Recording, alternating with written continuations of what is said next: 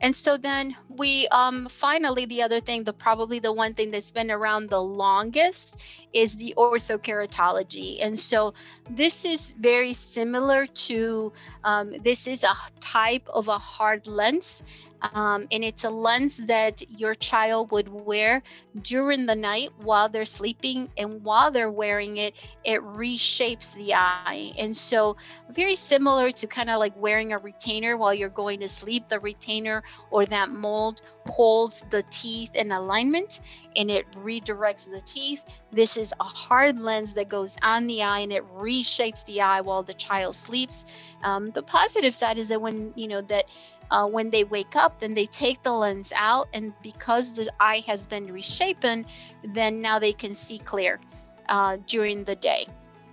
And just like anything else, a rigid hard lens can be uncomfortable to wear, even if it is during the night.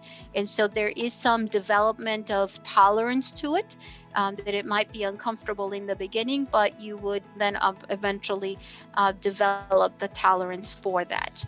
And so what happens with that shape, with that mold, is Dr. Garowitz explains it very similarly, like how we would wear our ring, right? That when we wear our rings, and this is his picture, when we wear our rings, the area underneath where the ring was is flattened. If you look at your ring, you see the mark, the indentation on your ring, and you really didn't remove any skin, right? It just kind of got replaced to the sides outside of the ring. And that's very much similarly to what happens when you're doing that orthokeratology. So that lens that goes on the center part, it flattens the center part and it pushes the tissue of the cornea into the peripheral outside areas, very similar to this kind of analogy that he's demonstrating for us here.